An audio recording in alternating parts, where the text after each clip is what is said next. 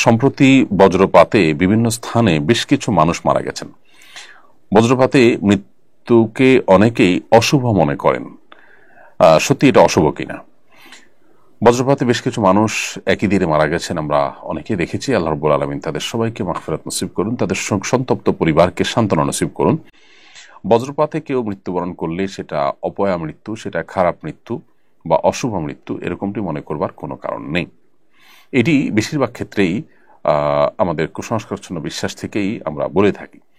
মূলত আকস্মিক মৃত্যু, যে কোনো আকস্মিক মৃত্যু বা হঠাৎ মৃত্যু, এটাকে আমরা অনেকে খারাপ মনে করি।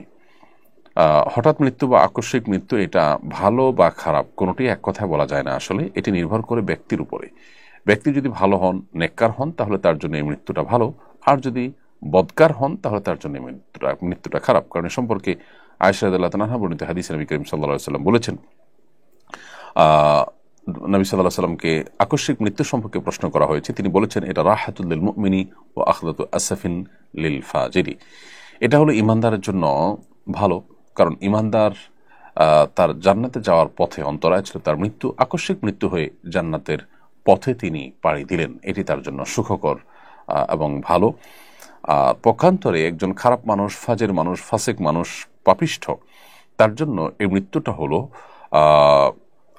আক্ষেপের পাকড়াও।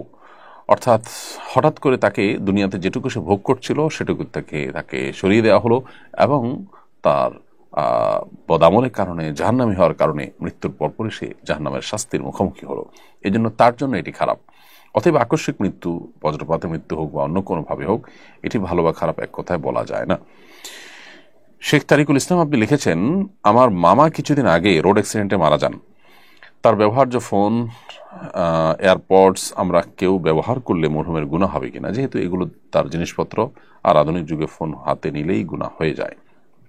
প্রথম কথা হলো ভাই তারিকুল ইসলাম, আমরা মোবাইল ফোন বা যে কোনো ডিভাইস ব্যবহার করলে আল্লাহর নাফরমানি যেন না হয়, সেটা আমাদের সর্বাবস্থা খেয়াল রাখতে হবে। আপনারা যারা এগুলো ব্যবহার করছেন বা তার ওয়ারিস বা তার পরিবার সদস্যদের মধ্যে থেকে যারা এগুলো ব্যবহার করছেন, তারা তার দিক চিন্তা করা ছাড়াও হারাম থেকে বেঁচে থাকার চেষ্টা তাদের মধ্যে থাকতে হবে। এবার আসা যাক মূল প্রশ্ন উত্তরে। সেটি হলো, যিনি রোড অ্যাক্সিডেন্টে মারা গেলেন, তার ব্যবহার করা ফোন, এয়ারপডস বা অন্যান্য জিনিসপত্র মৃত্যুর সঙ্গে সঙ্গে এগুলো আর তার মালিকানা থাকে না। এগুলো মালিক হয়ে যায় এগুলোর তার ওয়ারিসরা।